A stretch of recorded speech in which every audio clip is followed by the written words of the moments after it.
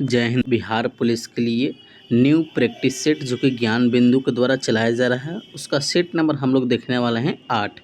इससे पहले 7 set already करा चुके हैं। उस सेट को अगर आप नहीं लगाए हैं तो फटाफट जाकर सेट को लगा लीजिए, क्योंकि ये सभी न्यू पेड टेस्ट हैं और पेड टेस्ट का आप लोग का डिस्कशन कराया जा रहा है, जिसमें देखिए ये टेस्ट 1/7/2024 को हुआ है, यानी न्यू ही टेस्ट है ये। तो कंप्लीट टेस्ट को ज़रूर लगाते रहिएगा। इससे पहले हम 3 मैराथन भी करा चुके हैं। मैराथन वीडियो अगर नहीं देखे हैं तो उसको भी देख लीजिएगा। वहाँ से क्वेश्चन बहुत सारे देखने को मिलेगा, जैसे कि खान सर का जो टॉनिक बैच है जिसमें 700 सिलेक्टेड प्रश्न हैं।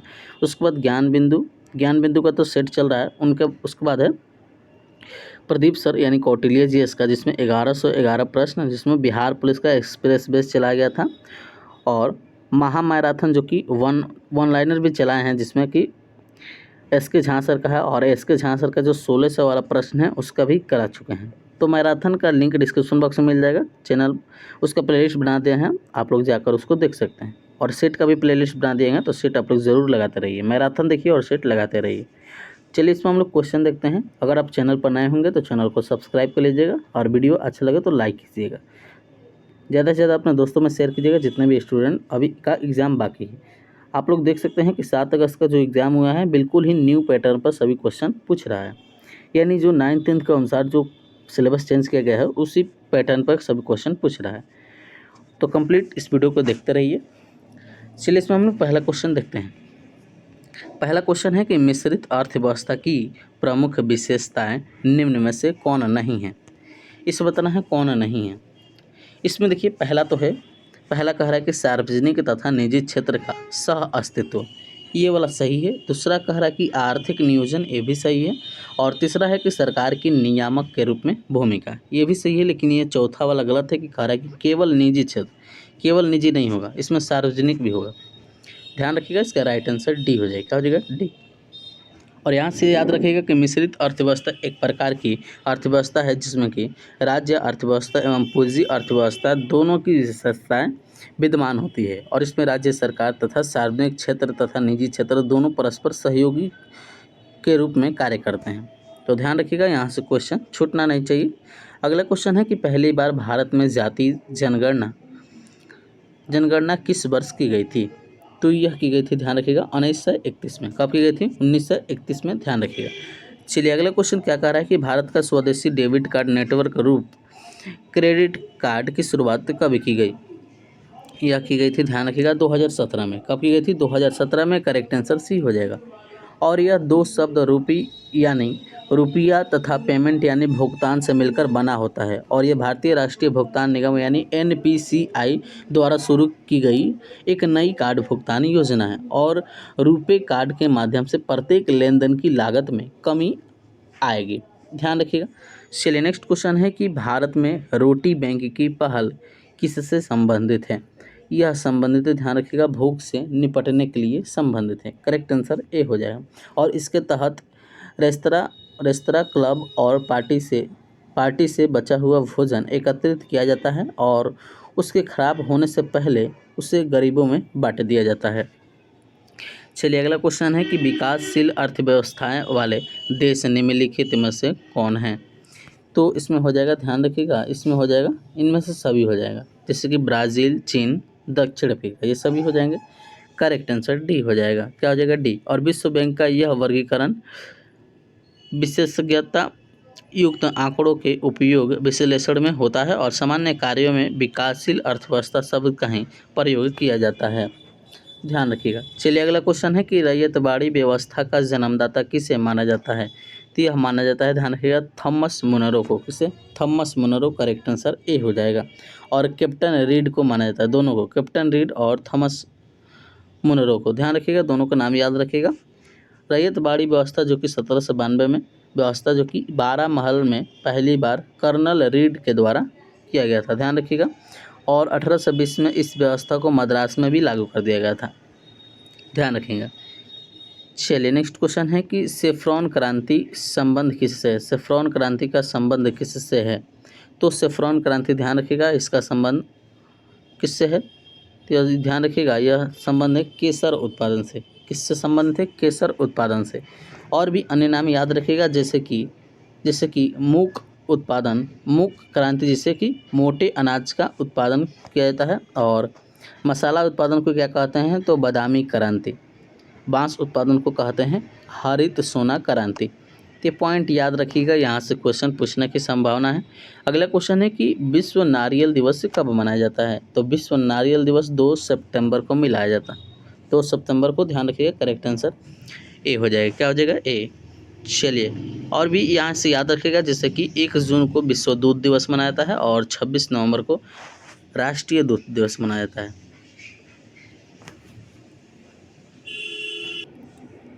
चलिए, नेक्स्ट क्वेश्चन है कि संविधान सभा के संवैधानिक सलाहकार थे, बताइए कौन थे, तो संवैधानिक सलाहकार थे बी.एन. राव। कौन थे, बी.एन. राव। करेक्ट आंसर का सी हो जाएगा। क्या हो जाएगा, सी, ध्यान रखिएगा।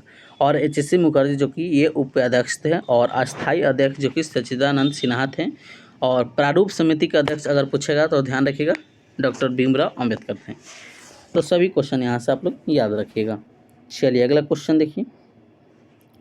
अगला क्वेश्चन क्या कह रहा है, कह रहा है कि किस संविधान संशोधन अधिनियम द्वारा भारत में 111 गांवों को बांग्लादेश को तथा बांग्लादेश ने 51 गांवों को भारत में हस्ताक्षरित किया है, हस्तांतरित किया है, तो यह किया है, ध्यान रखिएगा, यह 100वें संविधान संशोधन के द्वारा। करेक्ट आंसर इसका बी हो जाएगा।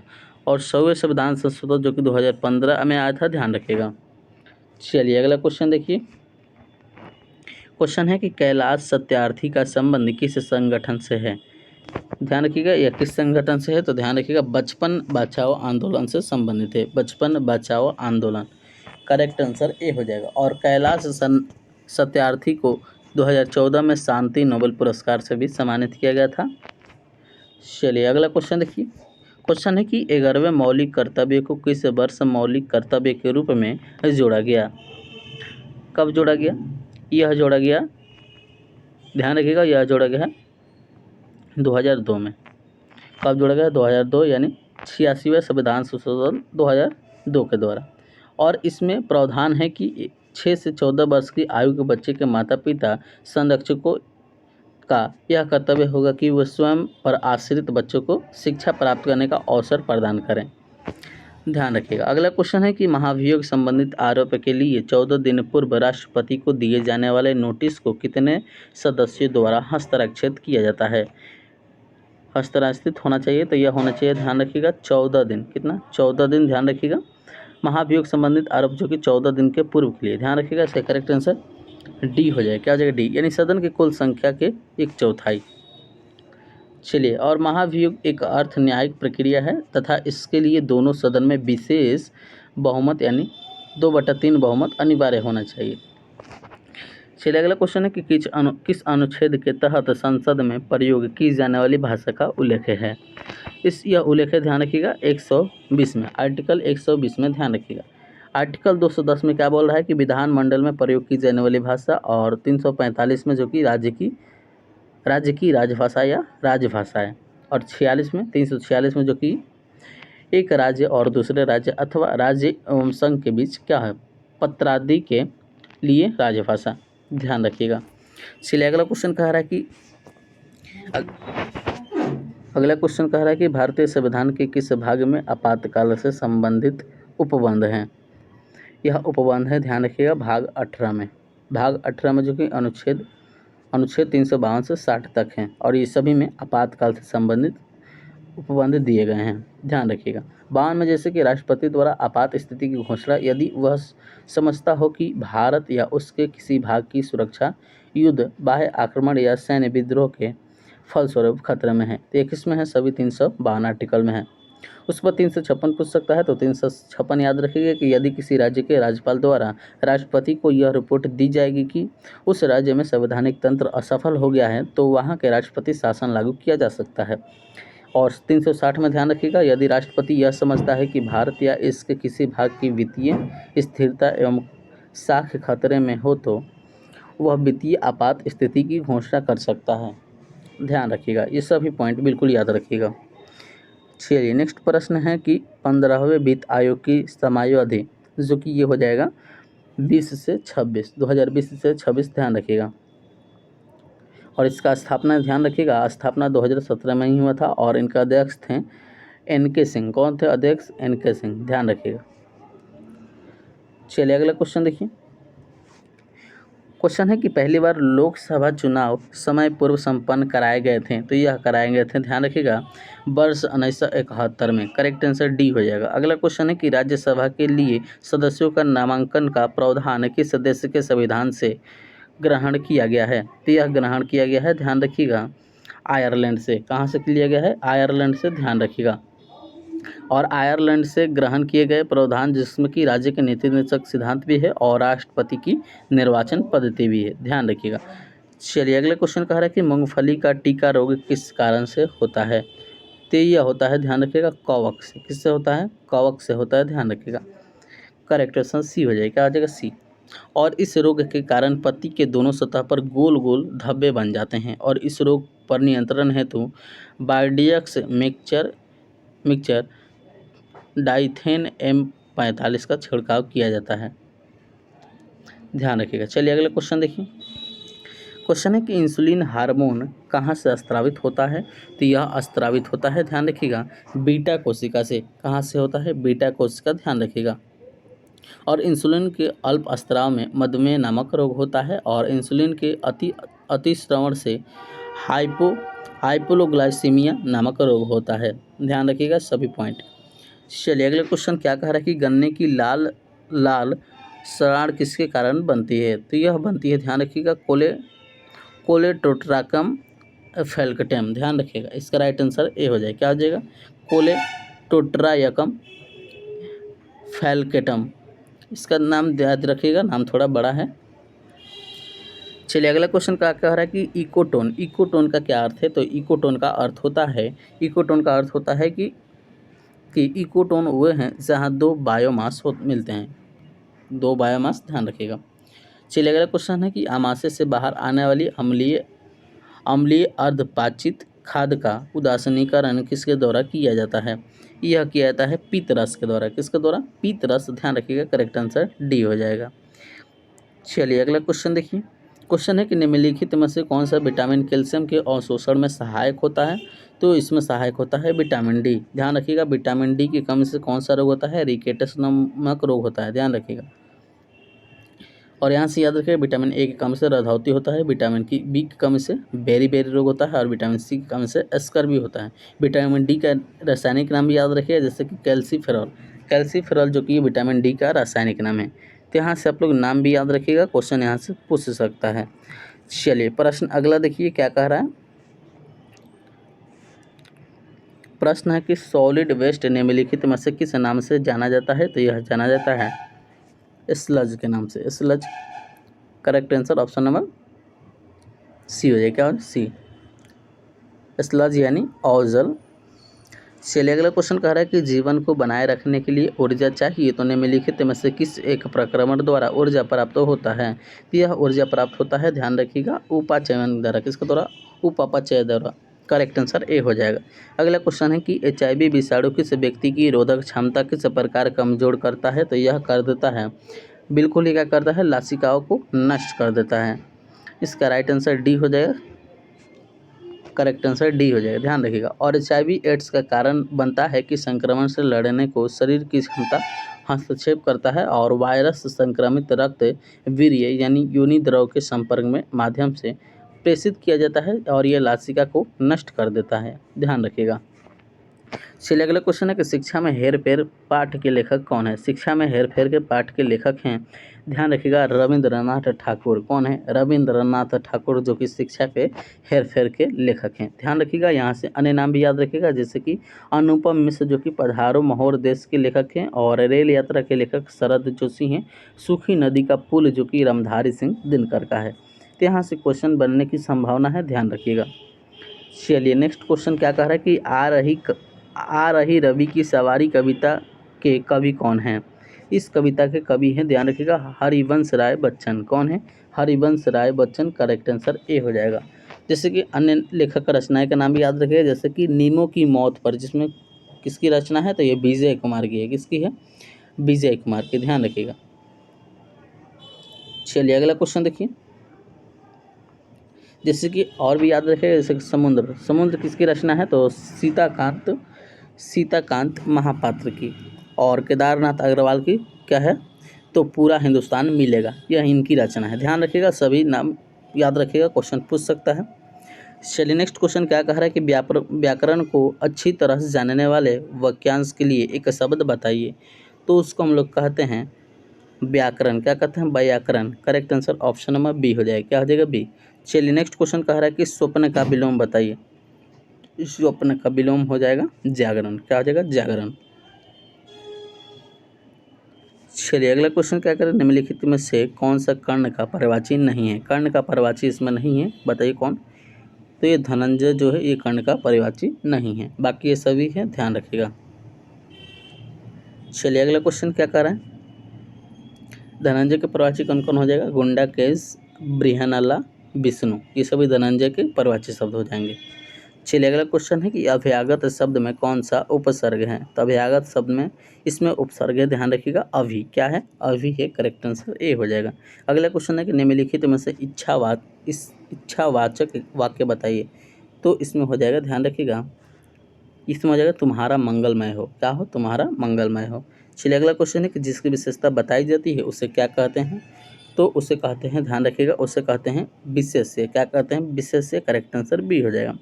नेक्स्ट रीजनिंग का क्वेश्चन है। तो रीजनिंग का क्वेश्चन सिलेबस में है ही नहीं है, क्वेश्चन भी नहीं पूछ रहा है। जो 7 तरह के एग्जाम हुआ है उसमें रीजनिंग पूछ भी नहीं किया है। तो इसका सोल्यूशन आप लोग को दे दिया जाएगा। रीजनिंग मैथ का सोल्यूशन आप लोग को टेलीग्राम चैनल पर दे दिया जाएगा। Telegram channel link description box में मिल जाएगा, ज्वाइन कर लीजिए। वहाँ पर PDF आप लोग का सॉल्यूशन के साथ दे दिया जाएगा। सॉल्यूशन बहुत ही आसान भाषा में होगा, आप लोग देख कर भी समझ सकते हैं। तो आप लोग का इसका सभी का सॉल्यूशन दे दिया जाएगा। चलिए ये सभी रीजनिंग का क्वेश्चन है। चलिए यहाँ से 39 नंबर से क्वेश्चन देखिए क्या कह रहा है। क्वेश्चन है कि गंगा डेल्टा का सबसे उत्तरी बिंदु है। तो सबसे उत्तरी बिंदु हो जाएगा फरक्का। क्या हो जाएगा, फरक्का। करेक्ट आंसर बी हो जाएगा। फरक्का जो कि ये 24 डिग्री 77 इंच उत्तरी अक्षांश में है, ध्यान रखिएगा।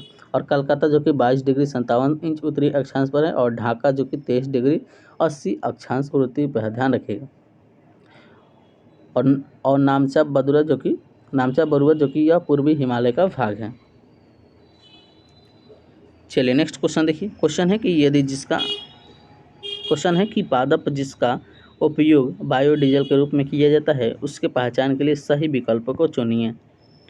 इसमें बताइए सही कौन हो जाएगा। इसमें सभी हो जाएगा, करंज, महुआ, जेट्रोफा और अरंडी, ये सभी हो जाएगा। करेक्ट आंसर इसका डी हो जाएगा। क्या हो जाएगा, डी। ध्यान रखिएगा दिसंबर 2009 में केंद्र सरकार ने नेशनल बायोडीजल मिशन की भी शुरुआत किया था। चलिए अगला क्वेश्चन है कि निम्नलिखित में से कौन सा मेल सही नहीं है, यानी इसमें देखना है कौन गलत है। इसमें देखेंगे तो पहला सही है, कह रहा है कि कार्बन यानी कहरुआ ये कांच का रंग हो जाएगा। और कैडमियम सल्फाइड जो कि नींबू जैसा पीला। और इसमें क्या हो जाएगा, सिलेनियम ऑक्साइड जिसका गहरा नीला, ये गलत हो जाएगा, सी वाला। ये सही है, ये भी सही है, ये गलत हो जाएगा। ये भी सही है, कैडमियम सल्फाइड जो कि चटक लाल होता है, तो यही गलत हो जाएगा, ऑप्शन में सी। ध्यान रखिएगा। चलिए अगला क्वेश्चन देखिए। गहरा नीला इसमें नहीं होगा, इसमें हो जाएगा नारंगी लाल। क्या हो जाएगा, नारंगी लाल। गहरा नीला जो कि कोबाल्ट ऑक्साइड में होता है, ध्यान रखिएगा। जैसे कि अन्य नाम भी याद रखिएगा, जैसे सोडियम क्रोमेट या फेरस ऑक्साइड हरा रंग का होता है। और फेरिक लवण या सोडियम यूरेनेट जो कि प्रदीप्तशील पीला होता है। इसे अन्य नाम भी याद रखिएगा, क्वेश्चन यहाँ से पूछने की संभावना है। चलिए नेक्स्ट प्रश्न देखिए, कह रहा है कि फ्रियोन का रासायनिक सूत्र बताइए। फ्रियोन यानी CF2 और Cl2 करेक्ट आंसर डी हो जाएगा। यहाँ से और नाम भी पूछ सकता है, जैसे कि क्लोरोफॉर्म यानी CHCl3 क्लोरोफॉर्म हो जाएगा। आयोडोफॉर्म क्या हो जाएगा, आयोडोफॉर्म जो कि हो जाएगा CHI3। उसके बाद पायरीन पूछेगा, पता CCl4 क्या है, पायरीन हो जाएगा। चलिए अगला क्वेश्चन है कि निम्नलिखित में से कौन सा एंटीसेप्टिक औषधि है। एंटीसेप्टिक औषधि कौन है, इसमें हो जाएगा, ध्यान रखिएगा, एक्रीफ्लेविन। क्या हो जाएगा, एक्रीफ्लेविन। करेक्ट आंसर बी हो जाएगा। क्या हो जाएगा, करेक्ट आंसर बी। चलिए अन्य नाम भी याद रखें, जैसे कि एंटीसेप्टिक आयोडीन जिसमें कि क्या हो जाएगा, एस्प्रीन हो जाएगा। फिनॉल में क्या हो जाएगा, पायरोमिडीन हो जाएगा। ये सभी नाम याद रखिएगा। चलिए अगला क्वेश्चन है कि निम्नलिखित में से किसका उपयोग बिजली से लगी आग बुझाने के लिए किया जाता है? तो यह किया जाता है पायरिन का। किसका? पायरिन यानी CCl4 का। चलिए अगला क्वेश्चन इसमें क्या कह रहा है? क्वेश्चन है कि निम्नलिखित में से किसका प्रयोग ट्यूब बनाने में किया जाता है? तो इसका किसका किया जाता है? तो इसमें किया जाता है, ध्यान रखिएगा, पॉलीप्रोपाइलीन। क्या हो जाएगा? Polypropylene, polypropylene. ध्यान रखिएगा, इसका करेक्ट आंसर बी हो जाएगा। जैसे कि अन्य नाम भी याद रखिएगा, ये पॉलीमर से क्वेश्चन है सभी। कह रहा है कि थैलिया या ट्यूब बनाने में क्या पॉलीथीन का यूज किया जाता है? और रेडियो एवं टेलीविज़न कैबिनेट बनाने के लिए पॉलीस्टीरीन का यूज किया जाता है। केबल बनाने के लिए पॉलीविनाइल का यूज किया जाता है। और वस्त्र बनाने के लिए टेरेलिन का प्रयोग किया जाता है। ध्यान रखिएगा।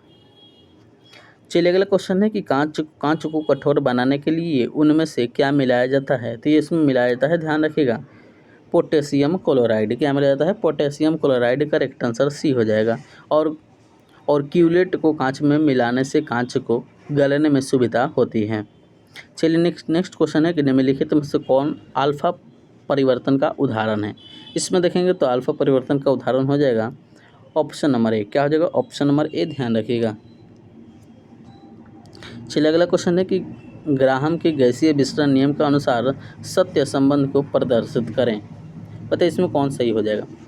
इसमें सही हो जाएगा R1/R2 √D1/D2, D2/D1 उल्टा हो जाएगा।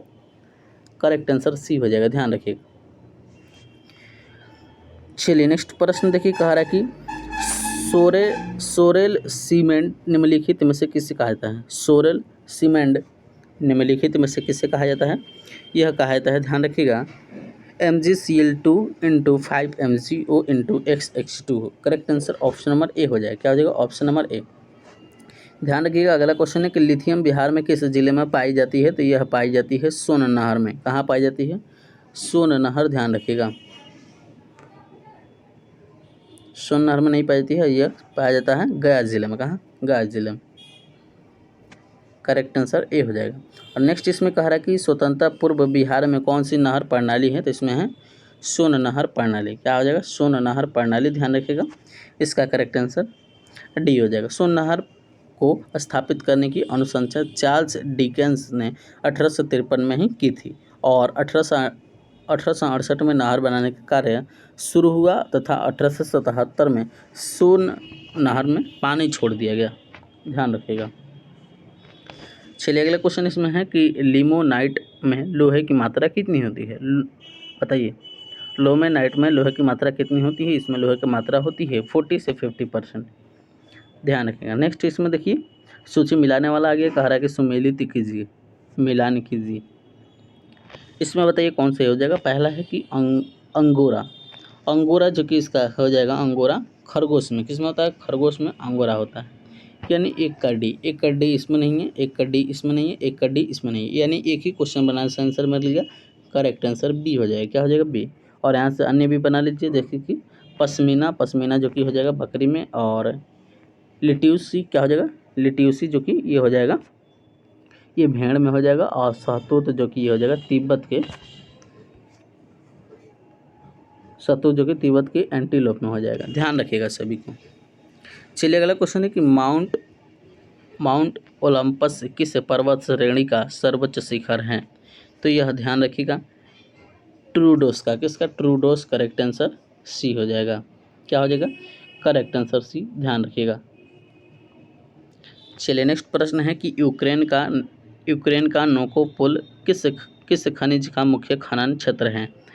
तो यह है, ध्यान रखिएगा, मैग्नीज का। किसका? मैग्नीज का। करेक्ट आंसर डी हो जाएगा। और नेक्स्ट है कि सिचलम पहाड़ या निम्नलिखित में से किस राज्य में स्थित है? यह स्थित है आंध्र प्रदेश में। कहाँ स्थित है? आंध्र प्रदेश में। ध्यान रखिएगा। चलिए अगला क्वेश्चन देखिए। क्वेश्चन है कि अफगानिस्तान में अफगान भारत मैत्री बांध को समला बांध के नाम से भी जाना जाता है और किस नदी पर भारत सरकार द्वारा तैयार किया गया है? यह तैयार किया गया है हरिरुद नदी। करेक्ट आंसर ए हो जाएगा। क्या हो जाएगा? करेक्ट आंसर ए। अगला क्वेश्चन है कि हिंदुस्तान जिंक लिमिटेड स्थित है, यह स्थित है उदयपुर में। करेक्ट आंसर सी हो जाएगा। क्या हो जाएगा? सी। और खनिज अन्वेषण निगम लिमिटेड नागपुर में है, ध्यान रखिएगा। चलिए अगला क्वेश्चन है कि निम्नलिखित में से अगला है कि भारत का प्रथम आधुनिक ऊन कारखाना कहाँ स्थापित किया गया था। यह स्थापित किया गया था, ध्यान रखिएगा, यह किया गया था, ध्यान रखिएगा, कानपुर में। कहाँ किया गया था? तो कानपुर में। प्रथम आधुनिक ऊन कारखाना जो कि कानपुर में, ध्यान रखिएगा। और ऊन का सर्वाधिक उत्पादन राजस्थान में होता है, और रेशम का सर्वाधिक उत्पादन कर्नाटक में होता है, और जूट का सर्वाधिक उत्पादन पश्चिम बंगाल में होता है। तो ये सभी पॉइंट याद रखिएगा। चलिए अगला यहाँ से इंग्लिश का क्वेश्चन है, कह रहा है कि choose the correct voice choose करना है, जिसमें कि क्वेश्चन है कि वुड फील हार्ड। तो जिसका राइट आंसर हो जाएगा, पहला ही सही है, कह रहा है कि would is hard when it is felt. Correct answer A हो जाएगा। क्या हो जाएगा? ए। अगला क्वेश्चन है कि change into word into noun and choose the correct option. Careless को चेंज करना है। केयरलेस को अगर चेंज करेंगे तो ये हो जाएगा, ध्यान रखिएगा, केयरलेसनेस। क्या हो जाएगा? केयरलेसनेस। करेक्ट आंसर डी हो जाएगा। अगला क्वेश्चन है कि choose the correctly spelled word for the option given below. बताइए इसमें क्या हो जाएगा? तो इसमें हो जाएगा, ध्यान रखिएगा, ऑप्शन नंबर सी, परसीव। क्या हो जाएगा? परसीव। करेक्ट आंसर सी हो जाएगा। चलिए अगला क्वेश्चन देखिए।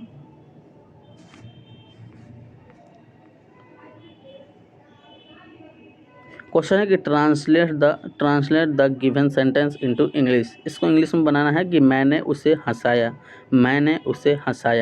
यानी इसका करेक्ट आंसर हो जाएगा कि I made him laugh. Correct answer B हो जाएगा। क्या हो जाएगा? बी। चलिए अगला क्वेश्चन है कि never did he come here, identify the parts of speech of never. तो इसमें हो जाएगा, ध्यान रखिएगा, एडवर्ब है। क्या है? एडवर्ब है। करेक्ट आंसर डी हो जाएगा, सी हो जाएगा। चलिए अगला क्वेश्चन इसमें क्या कह रहा है कि सिनोनिम्स ऑफ क्नेव का सिनोनिम्स हो जाएगा, ध्यान रखिएगा, क्नेव का सिनोनिम्स क्या हो जाएगा? तो ये हो जाएगा अराउ। क्या हो रहा है? अराउज। करेक्ट आंसर ए हो जाएगा। अगला क्वेश्चन है कि will of the wisp means. तो इसका अर्थ बताइए। इसका अर्थ हो जाएगा कि an unrealistic goal. Correct answer B हो जाएगा। चलिए अगला क्वेश्चन है कि fill in the blanks with suitable preposition. Fill करना है इसमें। क्वेश्चन है कि he looks dash dash his father. बताइए इसमें क्या लाएगा? इसमें लगेगा, ध्यान रखिएगा, इसमें लगेगा he looks after his father. Correct answer A हो जाएगा। क्या हो जाएगा? ए। चलिए अगला क्वेश्चन देखिए। अगला क्वेश्चन क्या कह रहा है? अगला तो देखिए मैथ का क्वेश्चन है, तो मैथ का आप लोग को सॉल्यूशन पीडीएफ दे दीजिएगा टेलीग्राम चैनल पर। कहाँ दिया जाएगा? टेलीग्राम चैनल पर। तो ध्यान रखिएगा, मैथ का आप लोग को टेलीग्राम चैनल पर सॉल्यूशन दे दीजिएगा, वहाँ से आप लोग बना सकते हैं। चलिए अगला हम लोग क्वेश्चन देख लेते हैं, क्या कह रहा है। 78 नंबर क्वेश्चन से देखिए, ये सभी मैथ का है। मैथ का सॉल्यूशन दे दीजिएगा, बहुत ही आसान भाषा में सॉल्यूशन होगा, जो कि आपको देखकर भी समझ में आ जाएगा। 78 नंबर क्वेश्चन देखिए क्या कह रहा है। यहाँ से देखिए साइंस का क्वेश्चन है। क्वेश्चन है कि किसी चालक के सिरों के बीच विभवांतर उसमें बहने वाली धारा के समानुपाती होता है, तो यह नियम किसका है? यह नियम है ओम के नियम। क्या है? ओम का नियम है, ध्यान रखिएगा। करेक्ट आंसर डी हो जाएगा। चलिए अगला क्वेश्चन इसमें क्या कह रहा है। क्वेश्चन है कि कोबाल्ट 60 किन किरणों को उत्सर्जित करता है, तो यह उत्सर्जित करता है, ध्यान रखिएगा, गामा किरणों को। अगला क्वेश्चन है कि पसीना शरीर को ठंडा करता है, क्यों ठंडा करता है? तो वाष्पीकरण के लिए गुप्त ऊष्मा की आवश्यकता होती है। चलिए नेक्स्ट क्वेश्चन है कि यदि किसी निकाय को क्यू ऊष्मा दी जाएगी तो ऊष्मागतिकी प्रथम नियमानुसार सत्य है। इसमें क्या हो जाएगा? इसमें सत्य हो जाएगा Q equal to lambda U plus omega. Correct answer D हो जाएगा। क्या हो जाएगा? डी। नेक्स्ट है कि यदि दो लेंस की फोकस दूरी f1 और f2 हो तथा दोनों के बीच की दूरी d हो, तो समतुल्य फोकस की दूरी क्या हो जाएगी? समतुल्य फोकस की दूरी हो जाएगी 1/f, जो कि एक्वस में होगा, और 1/f plus 1/2 minus d/f1 into f2। Correct answer इसका सी हो जाएगा। क्या हो जाएगा? सी। चलिए अगला क्वेश्चन है कि ट्रिट्रोन और नरेइड किस ग्रह के प्रमुख उपग्रह हैं? तो यह ध्यान रखिएगा, यह किसका ग्रह है? तो यह है, ध्यान रखिएगा, यह वरुण के हैं, किसके? वरुण के। करेक्ट आंसर बी हो जाएगा। ट्रिटोन किसका उपग्रह है? तो ये किसका है? वरुण के। ट्रिटोन और नरेइड पूछेगा तो ये सभी क्या है? ये ध्यान रखिएगा वरुण के उपग्रह है, और वरुण के उपग्रह जो कि 14 उपग्रह हैं, ध्यान रखिएगा।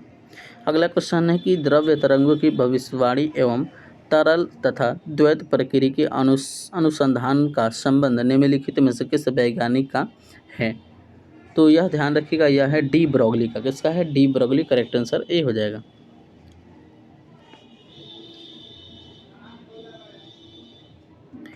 चलिए अगला क्वेश्चन है कि निम्नलिखित में से कौन सी मौर्यकालीन रचना भास द्वारा रचित नहीं है? इसमें रचित नहीं है नाट्य शास्त्र। क्या जगह? नाट्य शास्त्र। चलिए अगला क्वेश्चन देखिए क्या कह रहा है कि सोमनाथ मंदिर प्रारंभ निम्नलिखित में से किससे निर्मित था? यह निर्मित था, ध्यान रखिएगा, लकड़ी से। किससे था? लकड़ी से। करेक्ट आंसर ए हो जाएगा। क्या हो जाएगा? ए। चलिए नेक्स्ट क्वेश्चन है कि संगम काल में चोल राज्य का राज्य चिन्ह क्या था? चोल राज्य का राज्य चिन्ह था, चोल राज्य का राज्य चिन्ह था बाघ। क्या था? बाघ था। और चेर राज्य का राज्य चिन्ह धनुष था, और पांड्य राज्य का राज्य चिन्ह जो कि मछली था। चलिए अगला क्वेश्चन है कि पटना में बाग ए जफर खां का निर्माण किस सूबेदार ने करवाया था? क्या करवाया था? ध्यान रखिएगा, सईद खान। किसने? सईद खान ने। अगला क्वेश्चन है कि बिहार में पाल युग में कांस्य से निर्मित मूर्ति की एक उन्नत शैली का विकास हुआ था जिसके निर्माण में निर्णायक देन थी। किसकी दी? तो यह थी, ध्यान रखिएगा, यह धीमन एवं पिठपाल की। करेक्ट आंसर बी हो जाएगा।